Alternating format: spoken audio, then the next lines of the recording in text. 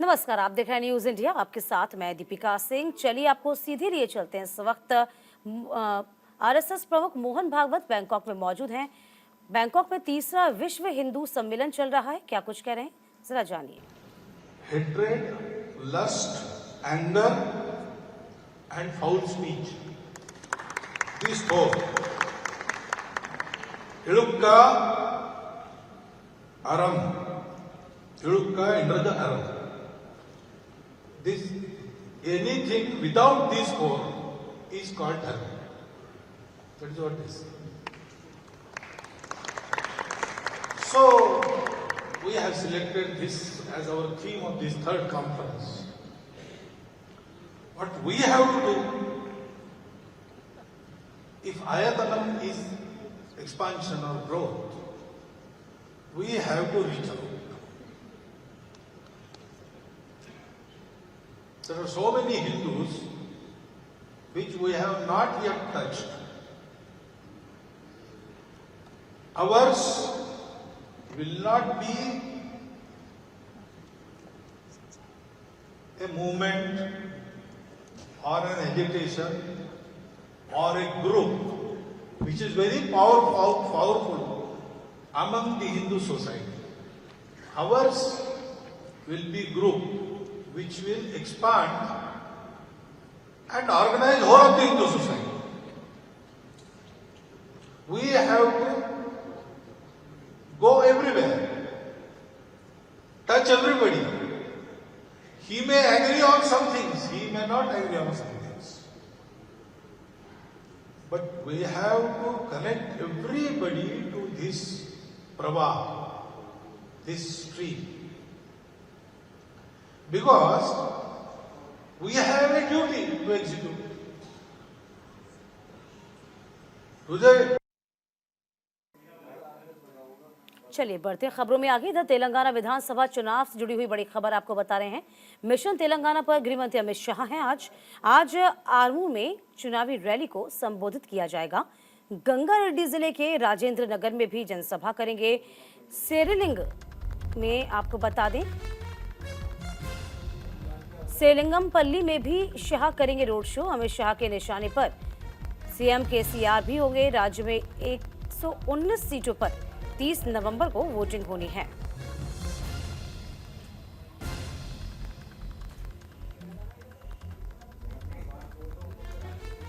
तो श्रीलिंगमपल्ली में भी आज रोड शो का आयोजन। अमित शाह के निशाने पर सीएम केसीआर हैं।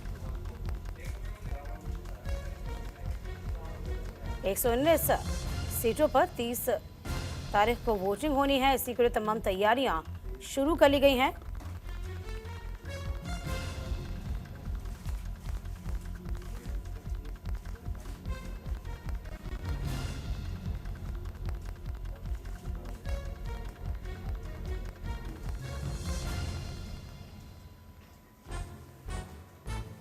तमाम जानकारी के साथ हमारे संवाददाता आकाश इस पूरी खबर पर नजर बनाए हुए हैं। आकाश, देखिए तेलंगाना में चुनाव बहुत जल्द हैं और इसी के साथ साथ देखिए लगातार तमाम तैयारियां बीजेपी की हैं। आज गृह मंत्री अमित शाह पहुंच रहे हैं। क्या कुछ आज उनका कार्यक्रम? जी, मैं आपको बताना चाहूंगा कि जो चुनाव दौरान चल रहा है, अभी देख सकते हैं हम कि पूरे भारत में सिर्फ एक तेलंगाना राज्य ऐसा बचा है कि जिसके चुनाव 30 तारीख को होने, बाकी के पूरे राज्यों में चुनाव संपन्न हो चुका है।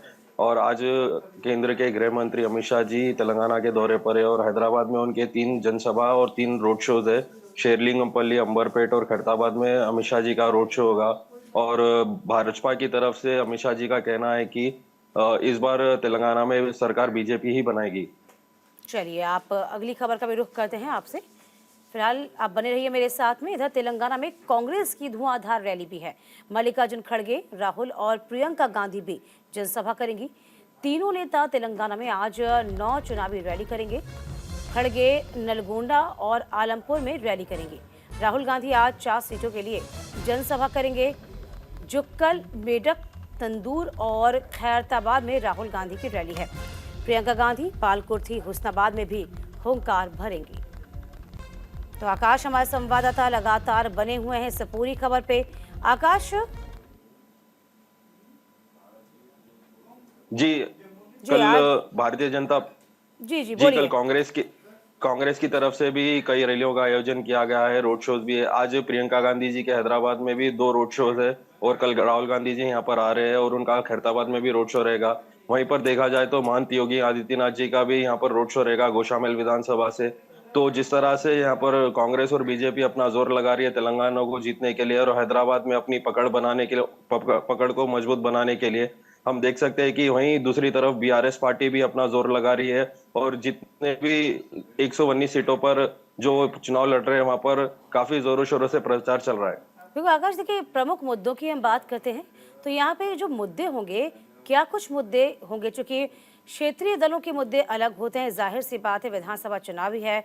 और यूं कहें तमाम जो राष्ट्रीय पार्टियां, चाहे हम बीजेपी की बात करें, कांग्रेस की बात करें, राष्ट्रीय पार्टियों में कहीं ना कहीं तेलंगाना में जो क्षेत्रीय पार्टी है उनका दबदबा है। तो यहाँ क्या मुद्दे हावी हैं?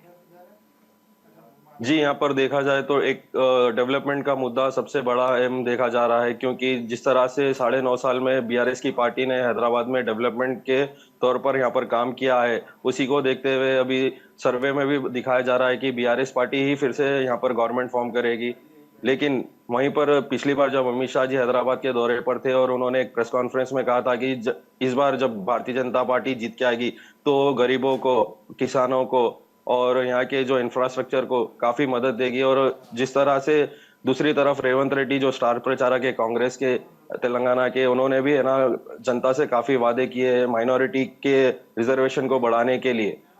चलिए, बहुत शुक्रिया आकाश तमाम जानकारी देने के लिए आपका।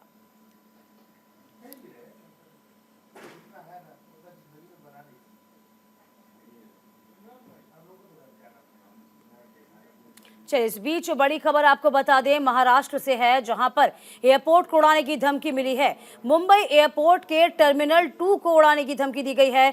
मेल के जरिए एयरपोर्ट को उड़ाने की धमकी दी गई है। कॉलर ने विस्फोट रोकने के लिए पैसे की मांग की है। बिटकॉइन में $1 मिलियन की मांग की गई है। इधर मुंबई पुलिस ने अज्ञात के खिलाफ केस दर्ज किया है। आईपी एड्रेस के जरिए मामले की जांच की जा रही है। तो फिलहाल आपको बता दें, धमकी भरी एक जानकारी, और इसी के साथ साथ आपको बता दें कि यहाँ पर बिटकॉइन में $1 मिलियन की मांग की गई है। फिलहाल वक्त एक छोटे से ब्रेक का, फौरन लौटेंगे। Welcome back. बढ़ते खबरों में आगे देखिए, महाराष्ट्र में एयरपोर्ट को उड़ाने की धमकी मिली है। मुंबई एयरपोर्ट के टर्मिनल 2 को उड़ाने की धमकी दी गई है। मेल के जरिए एयरपोर्ट को उड़ाने की ये धमकी दी गई है। कॉलर ने विस्फोट रोकने के लिए बिटकॉइन में $1 मिलियन की मांग कर दी है। तो मुंबई पुलिस ने अज्ञात के खिलाफ केस दर्ज किया है। आईपी एड्रेस के जरिए मामले की जांच जारी है।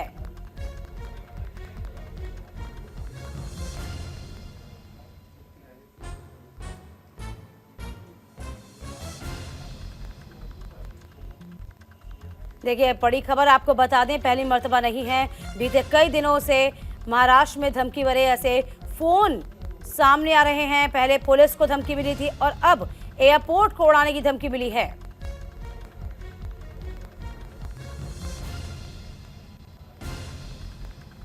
तो मेल के जरिए एयरपोर्ट को उड़ाने की यह धमकी दी गई है। कॉलर ने विस्फोट रोकने के लिए रैंसम मांगा है, पैसे की मांग की है। बिटकॉइन में $1 मिलियन की मांग की गई है।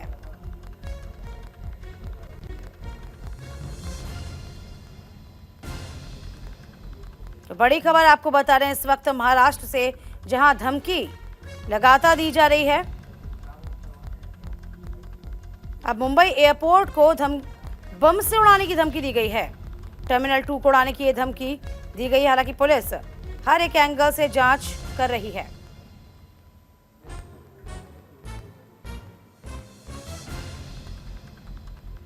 तमाम जानकारी के साथ हमारे संवाददाता शुभम पांडे इस पूरी खबर पर नजर बनाए हुए हैं। शुभम, देखिए, कोई पहली मर्तबा नहीं है, इससे पहले भी धमकी भरा फोन आ चुका है पुलिस को भी, और अब एयरपोर्ट को उड़ाने की धमकी दी गई है। जरा जानकारी दीजिए शुभम। बिल्कुल, देखिए दीपिका जी, हर दूसरे दिन हम मुंबई महाराष्ट्र से खबरें सुनते हैं कि मुंबई पुलिस को किसी वीआईपी पर्सन को जान से मारने की धमकी या किसी बड़े सार्वजनिक स्थानों पर बम उड़ाने की धमकी दी जाती है। लेकिन अब जो आया है मामला है, कल सुबह 11 बजे के तकरीबन मुंबई एयरपोर्ट टर्मिनल 2 को बम से उड़ाने की धमकी दी। पर ये कॉल करके जानकारी नहीं दी गई, ये मेल के माध्यम से मुंबई एयरपोर्ट जो मेल होता है एक ऑफिशियल मेल आईडी होता है, उस पर मेल दी गई है कि अगर 24 घंटे के अंदर $1 बिलियन पैसे नहीं भेजे गए तो टर्मिनेट टीचर को फॉर्म से उठा दिया जाएगा। उसके बाद 24 घंटे के बाद एक और मेल भेजा जाएगा। इसमें आरोपी ने ये भी लिखा है। जिसके बाद अब एयरपोर्ट की सुरक्षा को वो बढ़ा दी गई है। इसके बाद बात करें तो मुंबई की जो एयरपोर्ट पुलिस होती है, सहार पुलिस, वो इस मामले में अज्ञात व्यक्ति के खिलाफ आईपीसी की विभिन्न धाराओं के तहत मामला दर्ज कर लिया है और मेल आईडी की जांच कर रही है कि आखिर मेल आईडी कहां से ऑपरेट होता था, किस शख्स ने भेजा था। देखिए, अमूमन ऐसे केसेस में लगातार यही पाया गया है कि जो आरोपी होता है उसकी मानसिक संतुलन ठीक नहीं होती है या फिर वो नशे में धुत होकर ऐसी जो धमकियां हैं वो देता है फोन के जरिए, मेल के माध्यम से। लेकिन इस बार एयरपोर्ट को निशाना साधा गया। एयरपोर्ट मुंबई का सबसे बेस्ट एयरपोर्ट है, देश का सबसे बेस्ट एयरपोर्ट माना जाता है। तो ऐसे में ये इस पुलिस इस बात को हल्के में नहीं ले सकती। इसी वजह से अज्ञात व्यक्ति के खिलाफ जो है वो उनकी तलाश में जो है इस पर जुट चुकी है। एयरपोर्ट की सुरक्षा बढ़ा दी गई है और ऐसे मेल की जांच की जा रही है कि पिछले कुछ पुराने जो मेल्स आए हैं कि इससे पहले लगातार धमकी आई है एयरपोर्ट उड़ाने की, उन मेल को भी देखा जा रहा है कि आखिर क्या उससे कोई ताल्लुकात रखते हैं या कोई अज्ञात व्यक्ति है। इन सारे पहलुओं की जांच इस वक्त सहार पुलिस जो है वो करती हुई दिखाई दे रही है। जाहिर सी बात है शुभम, किसी भी बात को हल्के में नहीं लिया जा सकता। क्या पुलिस के जो तार हैं इस बारे में जानकारी जुटा रहे हैं, यानी कि तार वो जुड़ रहे हैं? क्योंकि आपको याद होगा 6 नवंबर को 7 आरोपियों को भी उनके खिलाफ चार्जशीट दायर की गई थी। एनआईए ने यहाँ पर तमाम यूं कहें कि आईएसआई मॉडल का खुलासा किया था। क्या उसके लिंक भी जोड़ सकते हैं क्या इसमें? ये बहुत बड़ी बात थी उस वक्त भी। शुभम, देखिए, बिल्कुल फिलहाल वो कनेक्शन देखने की कोशिश की जा रही है कि क्या तारवाई एनआईए से जुड़े हुए हैं, क्या कुछ स्लीपर सेल एक्टिव है, क्या कोई लश्कर जैसे जो संगठन होते हैं उनसे कोई ताल्लुकात है। क्योंकि अमूमन देखा जाता है कई ऐसे बड़े केसेस मुंबई महाराष्ट्र निकल के आ चुके हैं जिसमें सीधा कनेक्शन जो बाहर बैठी जो लोग हैं, बाहर विदेश में जो बैठे टेरर फंडिंग करते हैं उनसे जुड़े हुए थे। तो ऐसे फिलहाल अभी सहार पुलिस, ये लोकल पुलिस स्टेशन का मामला हो जाता है, एयरपोर्ट पुलिस का मामला है, तो ऐसे में वो जांच कर रही है। अगर कहीं तार मिलते तो इसकी सूचना एनआईए और एटीएस को दी जाती है कि बड़ा मामला हो जाता है, देश से सुरक्षा जुड़ा हुआ मामला होता है। तो ऐसे में फिलहाल हर वो एंगल, हर वो पहलू की जांच इस वक्त सहार पुलिस करते हुए दिखाई दे रही है। लेकिन 24 घंटे से ज्यादा वक्त जो है बीतने को आया, लेकिन फिलहाल अभी आरोपी की पकड़ जो है वो नहीं हो पाई, क्योंकि मेल के माध्यम से दिया जाए तो मेल आईडी को चेक करना, मेल आईडी को वेरीफाई करना, किस देश से मेल ऑपरेट होता है या किस शहर से ऑपरेट करता है, ये सबसे ज्यादा डिफिकल्ट होता है पुलिस अधिकारियों के सामने। तो ऐसे में ये पहलू की जांच। चलिए, बहुत शुक्रिया। आप इस खबर पर नजर बनाए रखिएगा, तमाम अपडेट आपसे लेते रहेंगे। इधर उत्तरकाशी की बात करते हैं। उत्तरकाशी टनल हादसे में रेस्क्यू ऑपरेशन लगातार जारी है। पूर्व पीएमओ के सलाहकार भास्कर कुलबे का बयान भी सामने आया। अगले 5 मीटर में कोई धातु अवरोध नहीं है। सुरंग में बचाव अभियान जल्द फिर से शुरू हो जाएगा। सीएम धामी रेस्क्यू पर लगातार नजर बनाए हुए हैं। टनल के पास बनाया गया है मिनी सचिवालय भी।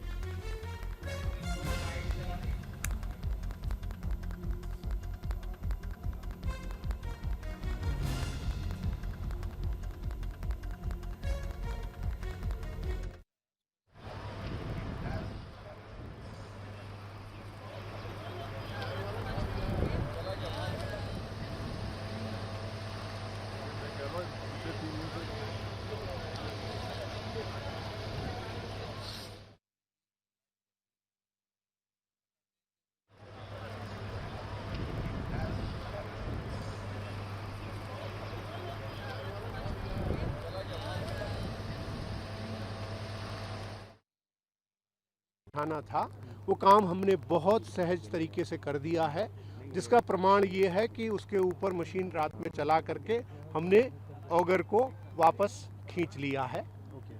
उसके बाद पाइप के मुंह पर थोड़ी सी अड़चन थी, पिचकन थी। उस पिचकन को निकालने के लिए हमारे पास एक ही साधन है कि उस 1-1.5 मीटर के हिस्से को हम काट कर बाहर करें।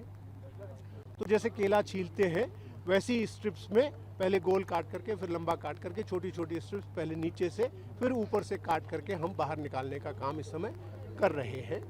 क्योंकि थोड़ा सा डिफ़िकल्ट काम है इसलिए उसमें समय लग रहा है, लेकिन मुझे उम्मीद है कि अगले 1-1.5 घंटे के अंदर वो काम हमारा कंप्लीट हो जाना चाहिए। वो काम कंप्लीट होने के बाद फिर हम जो नॉर्मल हमारा ड्रिलिंग का काम है वो हम चालू करें। पार्सन्स करके एक कंपनी है, उन्होंने अपनी जीपीआर ग्राउंड पेनिट्रेशन रडार जिस स्टडी को कहते हैं उससे स्टडी करके हमें जो रिजल्ट दिए हैं उससे हमें ये एक एश्योरेंस मिली है कि अगले 5 मीटर तक कोई भी मेटेलिक ऑब्स्ट्रक्शन हमारे रास्ते में नहीं है। सर ये अंदर 41 पीपल के लिए जा रहा है। और ये खाना हल्का ही खाना जा रहा है डॉक्टर के हिसाब से। सर चेंज नहीं हो रहा है सर अभी डॉक्टर के हिसाब से, तो वो बोल रहे कि हल्का ही खाना दिया जाए, ज़्यादा मसाला ये चीज़ न यूज किया जाए इसमें। सादा खाना जा रहा है सर। 10 दिन से जिन बंदों ने खाना नहीं खाया है तो एकदम हैवी खाना खाओगे तो उनका अंदर तबीयत भी बिगड़ सकता है, इसलिए उनको सादा खाना खिलाने के लिए बोला हुआ है। इधर उत्तरकाशी टनल हादसे के 13 दिन टनल में फंसे हैं। अभी तक 41 जिंदगियां। मजदूरों को निकालने के लिए रेस्क्यू ऑपरेशन लगातार जारी है। कहा जा रहा है कि टनल से आज अच्छी खबर आ सकती है। तो उत्तरकाशी टनल हादसे के 13 दिन हो गए हैं। टनल में अभी तक 41 जिंदगियां फंसी हुई हैं। आखिरी चरण में रेस्क्यू ऑपरेशन, पाइप से पहुंचाया जा रहा है खाने का सामान। आपको बता दें कि वॉकी टॉकी से भी मजदूरों से संपर्क साधा गया हुआ है। तो सीएम धामी टनल के पास ही मौजूद है और टनल के पास ही मिनी सचिवालय बनाया गया है। देखिए बोतलों में खिचड़ी को भरकर पहुंचाया जा रहा है, हल्का खाना पहुंचाया जा रहा है, क्योंकि काफी लंबा वक्त हो गया है मजदूरों को वहां फंसे हुए। अनुज हमारे संवाददाता इस पूरी खबर पर लगातार नजर बनाए हुए हैं। अनुज देखिए अभी क्या इस वक्त अपडेट मिल पा रही है, ये बताइए।